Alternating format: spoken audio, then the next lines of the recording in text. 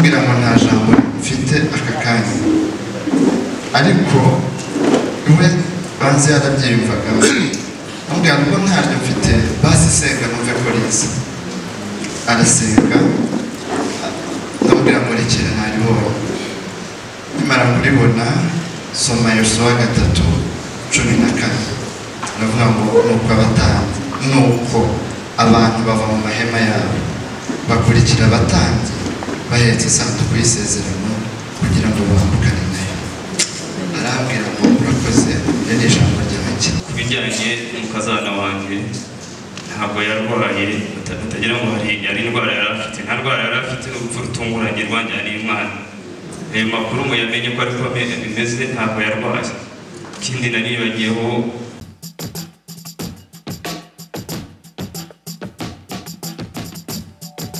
Imana ya Abrahamu na Isaka, Imana y'imbaraga n'ubuntu, Imana itegeka byose. Turashima kuko waduhaye Yesu, wongeye kuduhuza nawe, tukongera akaturemamo ibyiringiro zo kuzaba mu bwami bw'Imana. Yesu akaza ari umwami w'abazima ndetse n'abapfuye.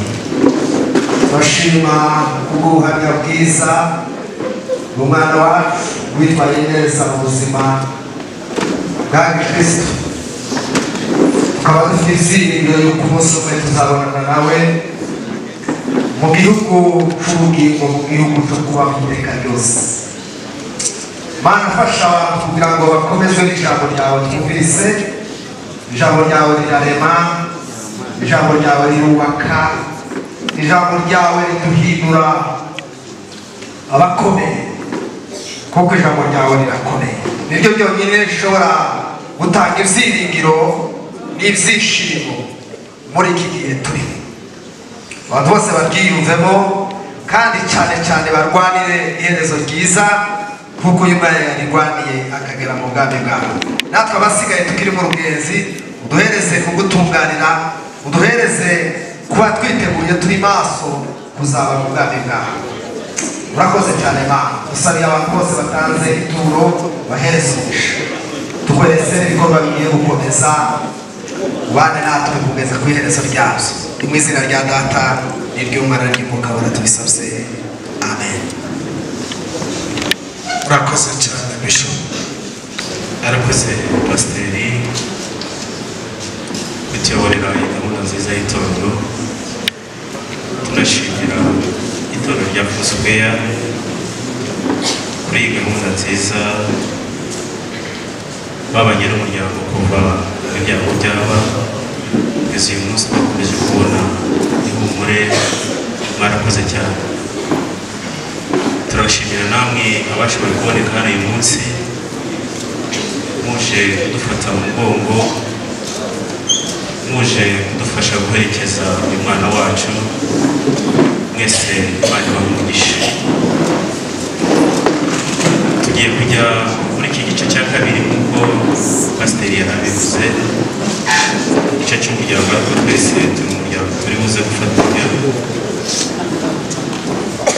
Gusa ushobora kuza kugira umwanya mutoya kubera impamvu z'amasaha, uze kubyihanganira.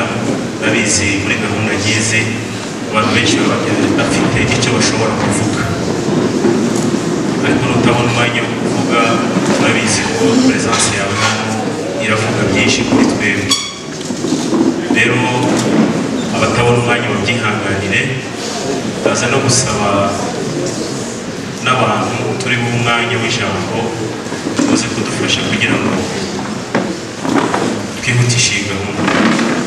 Ubu dufite igihe cy'isaha imwe hano, tuze kubizirikana. Kuko mubizi rero turi mu mwanya wo guherekeza umwana wacu wadusize. Hari ababibonye mu buryo butandukanye, ariko nagira ngo nsabe umuntu uze kudufasha kuvuga, kutubwira uwo twaje guherekeza uyu munsi, hanyuma tuze kubona gukomeza n'ibindi. Sabetre Patrick niba ari hafi aze adufashe.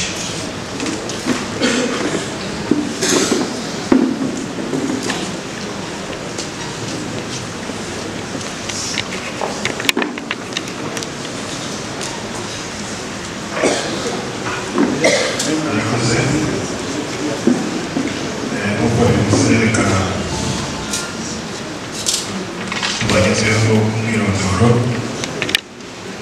w'umwana wacu twaje guherekeza uyu munsi. Abenshi bafite utuntu tutegeranye kumva biri bworohe, abo tutagezeho bakurikire bamenye uwo baje guherekeza. Uyu mwana wacu yitwaga Byishimo Pamela, se yitwa Pasiteri Musukiranya Shadrack, nyina yitwa Kadabagizi Uzi. Pamela yavuze ku itariki ya 27 z'ukwa munani 1994 avukira ku Ngorore mu Bibogobogo ni muri Kongo. Yavutse mu muryango w'abana 8, abahungu 2 n'abakobwa 6, akaba yari umwana wa kabiri. Pamela Byishimo yashakanye na Ruhumuriza Museveni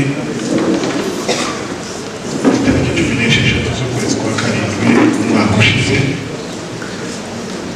bakaba bari bamaranye amezi 5.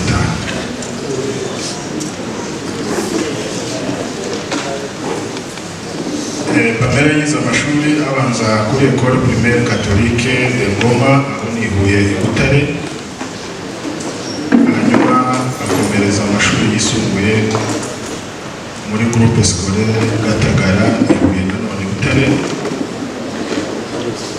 Yaje kurangiriza muri kaminuza muri University of Tourism and Business hano i Kigali. Ayo niyo mashuri yize,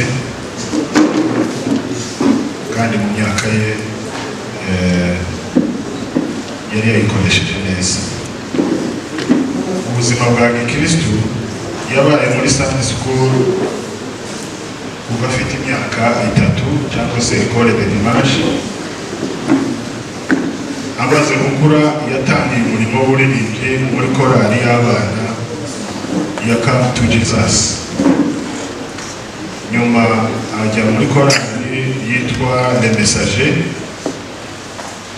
Iyo mirimo yose ayikorera muri Eglise Methodiste Libre mu Rwanda,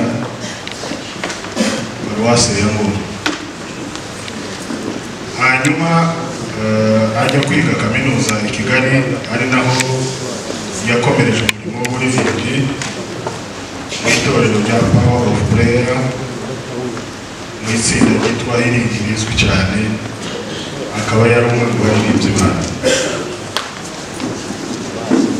Akaba yabarizwaga mu itorero rya Foursquare, ari naryo ryayoboye imihango. Pamela yari afite ibintu bimuranga. Icya mbere yarangwaga n'ubugwaneza cyane, kuko byagiye bivugwa muri iki cyumweru cyose. Yakundaga abana cyane, yakundaga abavandimwe n'abantu bose muri rusange. Yubahaga Imana, agakunda no kuyiririmbira. Ubuzima busanzwe bwa Pamela yakoze mu kigo cy'ubucuruzi cyo kubaka cyitwa IPP Construction. Imirimo ya Pamela Byishimo ntitwayivuga ngo tuyirangize, nubwo mu by'ukuri yasaga n'ubizi. Imirimo yakoze irenze imyaka yari afite. Yari mugari nubwo yari akiri muto, yagiraga inshuti nyinshi zagiye zikorana nawe imirimo itandukanye, cyane cyane iyivugabutumwa mu ndirimbo. Akaba yaratabarutse azize uburwayi mu buryo butunguranye nyuma yo kugezwa mu bitaro bya gisirikare i Kanombe mu ijoro ryo ku itariki ya 9 z'ukwezi muri uyu mwaka. Pamela akaba yitabye Imana afite imyaka 28. Imana ishimwe kuba yari yaramuduhaye, ubu akaba yarageze aho yicaranye n'Imana. Imana ishimwe. Rero mu byubahiro byanyu reka tubagore muhaguruke tumwibuke.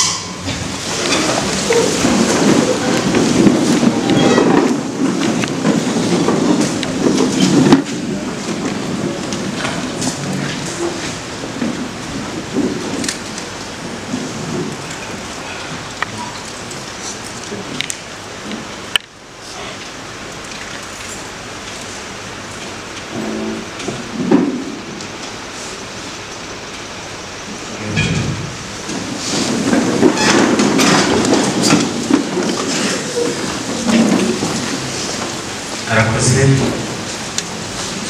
kuko nari ntangiye kubibabwira tubaza kuvuga abantu bake.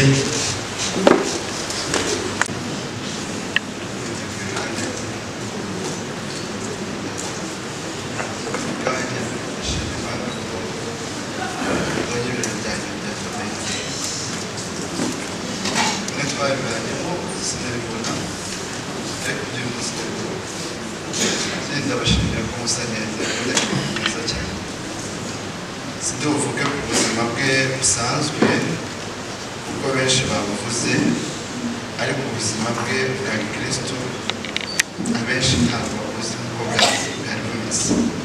Ndavuga iminsi 2 ya nyuma gusa by'uko yarangije ibyo babitubwiye byaradutunguye, ariko kuwa gatandatu uvuye ku kazi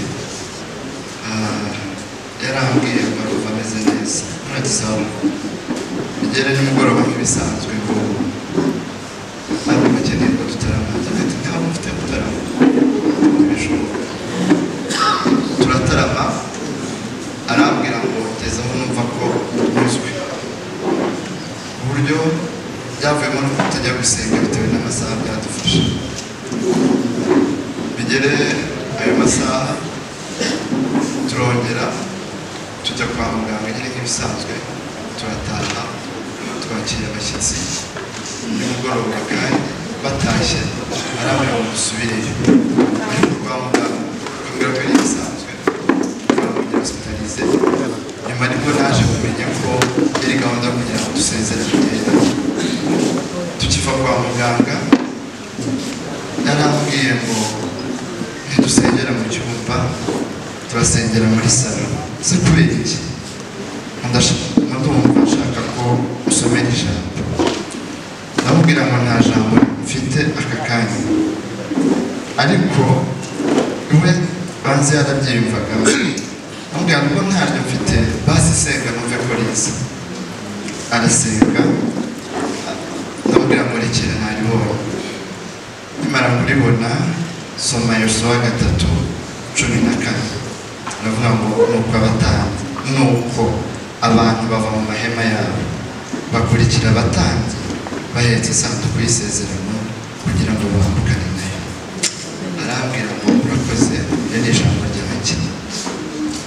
Bigere nimugoroba, ubwo ni mu ijoro hagati yo ngiyo kwenda gucya, arambona umuntu yabuze amahoro nicuye ko nahise ko arwaye.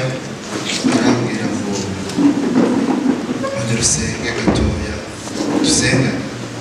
Turasengana neza cyane kuko yakundaga igisenga cyane. Arambwira ngo nishyiremo icyo akunda gushyiraho. Tumaze gusenga arambwira ngo tangiye iki twese. Arambwira ngo ko ndabona bameze gute, ndabona ngiye kugera hagati. Hari iki ndimo ndabona urumubona. Arambwira ngo senga utitaye ku byanyu. Nimara gusenga arambwira ngo ngeze aho najyaga. iri humure mubona mfite nuko aho yagiye narahamenye kandi yarabinyibwiye utavuye ku mutima.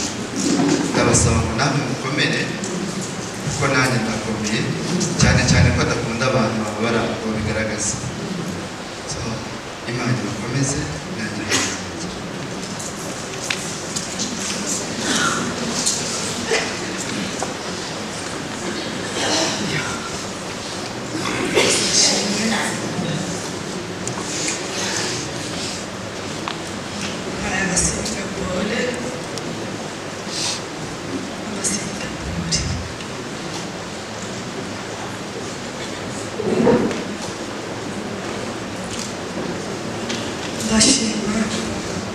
shimiye abantu bose baje kudufata ku mugongo umunsi Pamela arangiza. Ndashimira abasita bakicumbira inkuru bahise bagera mu rugo ako kanya n'abadamu babo. Ndashimira abadamu b'abasita baje mu rugo rwacu bakaza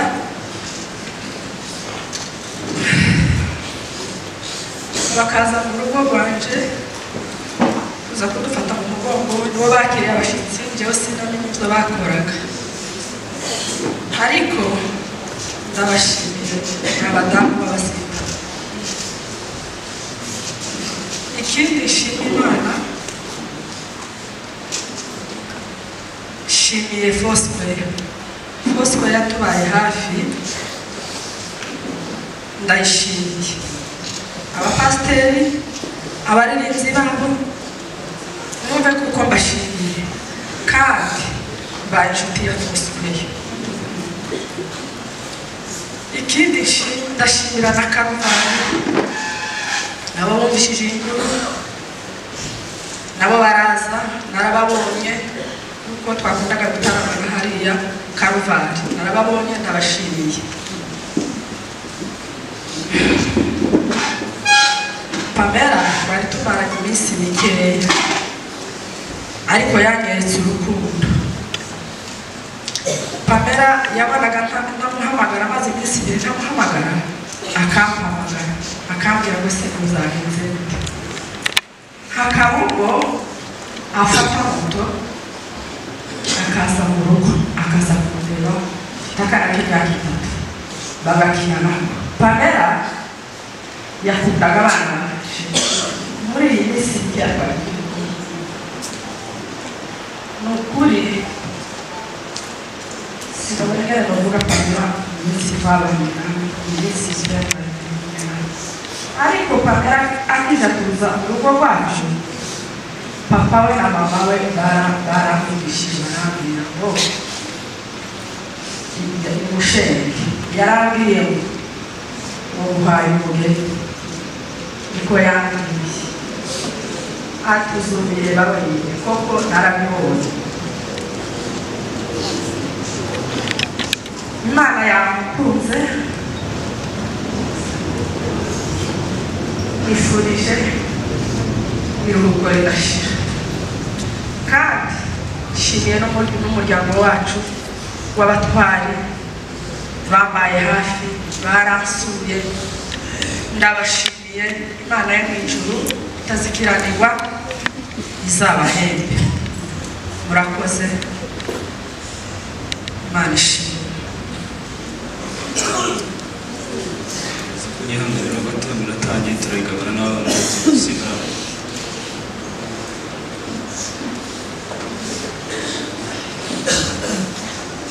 Murakoze. Sinzi uyu munsi barabigoye kuvuga. Yewe nagize amahirwe yo kubana na Pamela, bamuhaye kugira akamaro byarabanye, ariko ngira amahirwe turongera turatungana. Ntabwo mvuga ibintu byinshi babivuze. Ngiye kuwa gatanu twari turi kumwe nawe, turi ku madamu ntabwo yari mu Bugande, araza kuwa gatanu aza kumureba, turajyana nawe n'umugabo, hari ukuntu twinjira mu modoka hari gusengezanya. Arambwira ati nimugoroba ndaza gutwara umwana, yuko yakundaga abana cyane. Turagenda turagenda tugera aho tugomba gutandukana basiga baragenda arampamagara nimugoroba tipofu ndaza gufata umwana ati yuko madamu adahari tugumane nawe ndamubwira ati sinzi nyine hariho gripe umugabo yari afite gripe dushobora kumutera gripe atahabuze kumureba arambwira ati ndaza kumara kuwa gatandatu arambugisha turavugana yakunda guhamagara kuri video call tukabonana nawe Pamela yagiraga ibyishimo ariko Imana ko yamushatse niyo mutwaye nabonye ko Pamela ntabwo yakubaho yagiraga ikinyabufura uburyo ukuntu twicaraga mu dukari turi bane ntabwo nigeze mbona n'umunsi umwe Pamela yicarana n'umuntu imbere turi yarambwira ati niwe mukuru naje gusanga kandi nzi yuko ari wowe tuzabana hano mu rugo rero Pamela bose bari kudutabara mukomere kandi mwihangane kandi Imana imwe bashira tuzakomeza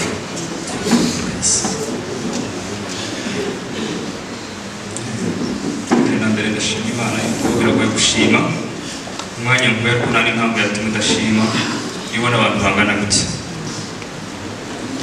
nanyuranyeho gatoya aza kugaruka kuri nyiri bwite ibintu byanyuma kugira ngo barasoza nagira ngo nshimire abantu mu buryo butandukanye maze niyo sinayavuga ko muri benshi kandi kubakora mu ntoki mwese ntibyashoboka baraza kunyihanganira ibyanjye rero basuhuje mwese kandi tube turi kumwe hari n'abandi bari kudukurikira kuri online Imana y'umuriro utagikiranirwa ibihugu ni byinshi byabashije kupapole baratelefone nabo ntavuganaga nabo abo bantu bakoze mu buryo byantunguye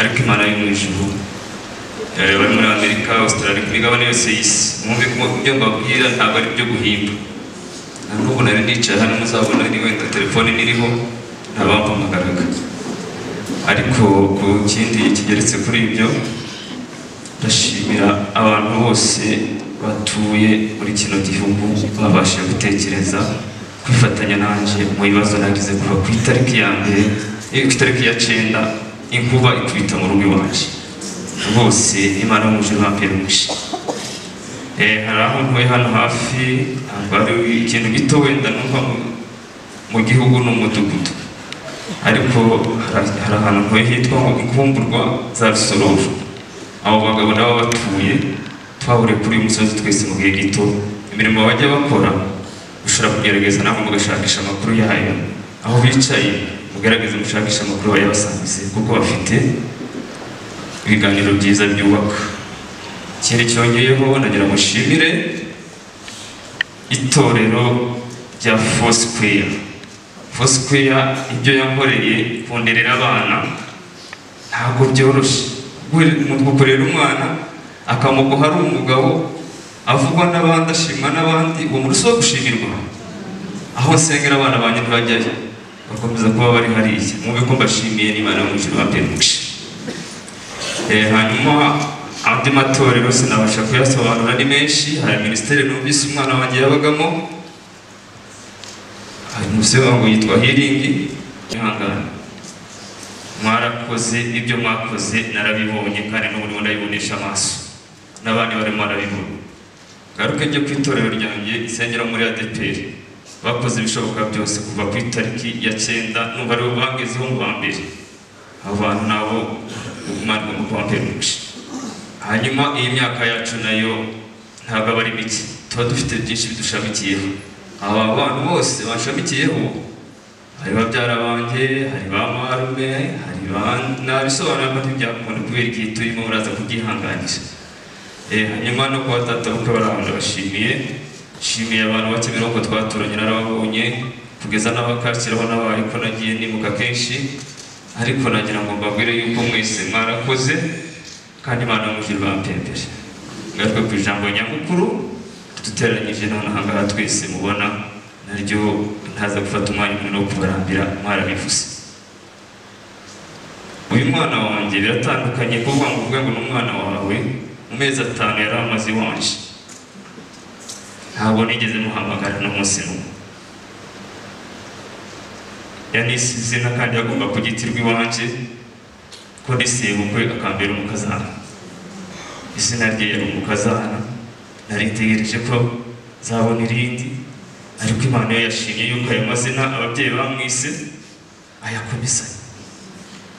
Ariko n'iryo ryanje yagomba kubyitirwa iwanje muri abo bantu bose barangaha. Nta wundi yagombaga kubona sebukwe utari njye kuko Imana ari we wamuhitiyemo, kandi Imana yabikoze ifite impamvu. Iyi minsi yamuhaye yo kuba iwanje yari iyo ngiyo yamutije, yagombaga kumara iyo yagomba kwirenza ko ari umugambi w'Imana. Ibyo bintu ntacyo nabirenzaho, ntacyo nabihinduraho.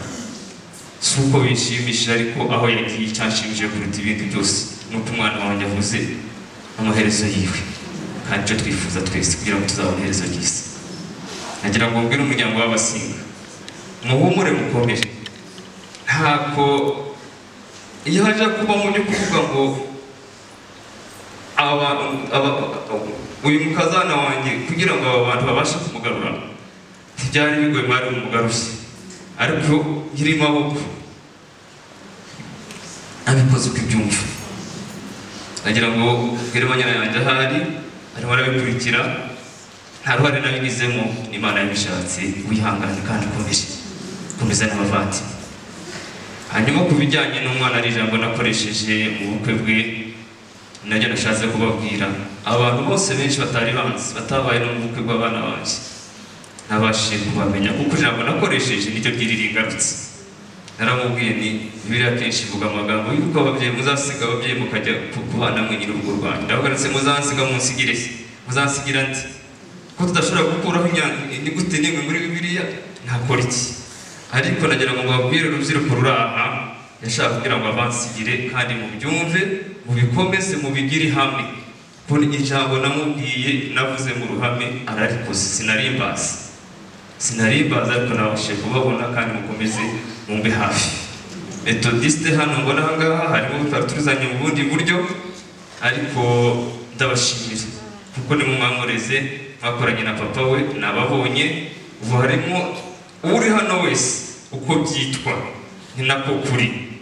Igihe yaje gutabara, nubwo ababyeyi be bari bahari, ariko umubyeyi wari umufite kugeza Yesu aje ni jewe. Nagira ngo mbabwire ngo murakoze, Imana itazikiranirwa. Buri wese ahari icyicaro yicaye, guhera ku itariki nababwiye mwatangiye muza mu rugo, narababonye kugeza n'uyu munsi wa none.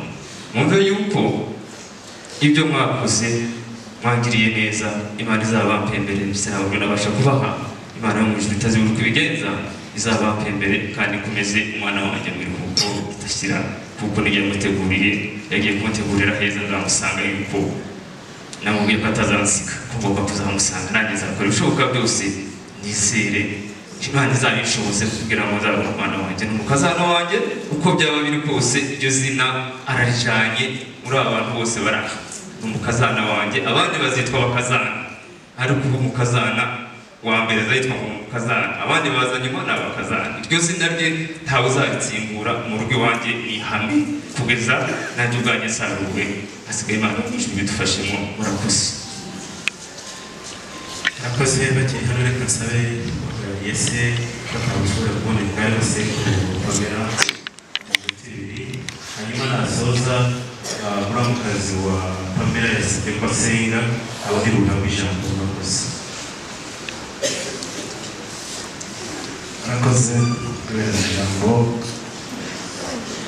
Dufite amajambo menshi tuvuga.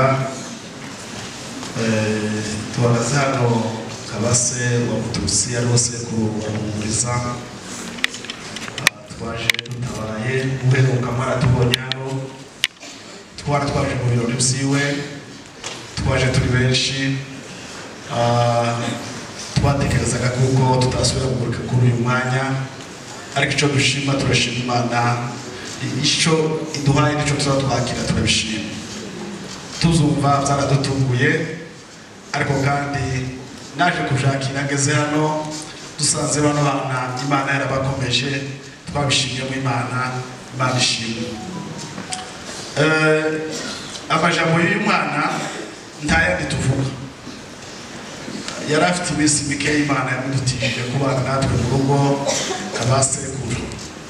Twe twamubonye ujya munsi turasubira kandi twagarutse uno munsi nyine tuje kugushimura ariko icyo twashobora kuvuga igihe umuntu yifanye muri ubu buryo mu buryo bw'umubiri bazavuga ngo ntiyasize umwana ngo yifanye ngo ahari umuvukano wiwe niwe wari utuvuganishije n'abasinga icyo nshaka kuvugaho Pamela yaze yongera umuvukano twari dusanganywe n'abasinga icyo mbasobanurira abatabizi ise wa sekuru wa Pamela ni mwishwa wacu ise wa Pamela ni mwishwa wacu nyina wa Pamela ni mushiki wacu rero ubwo bumwe bwaze bugenda bwiyongera ubu bwa Pamela bwaze bwiyongera aho ngaho niyo mpamvu dukomeye kuko ubumwe bwacu n'abasukiranya ntibwashobora gushira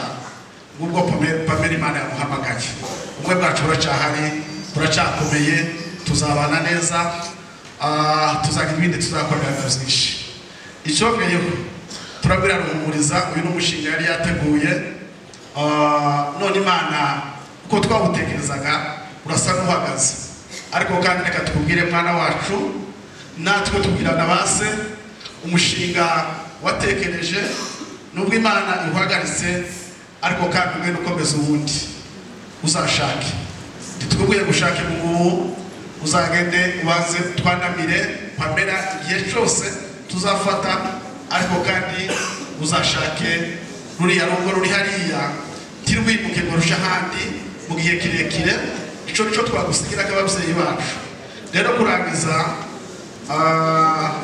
nazanye n'abana banje babiri bari hariya ntibageze hano twatekereje yuko kugira ngo tuzasure kandi dushigikire umushinga wa ruhumuriza tuzamuhereza inka Imana imwakire mu bayo Pamela wadusize murakoze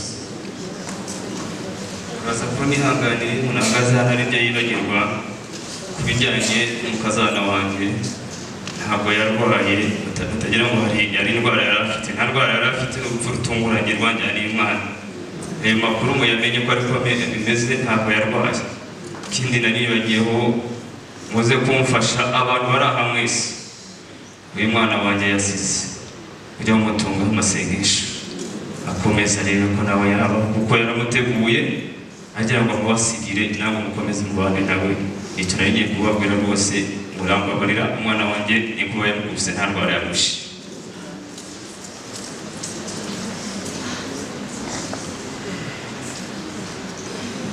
ashobora kuba tugasenga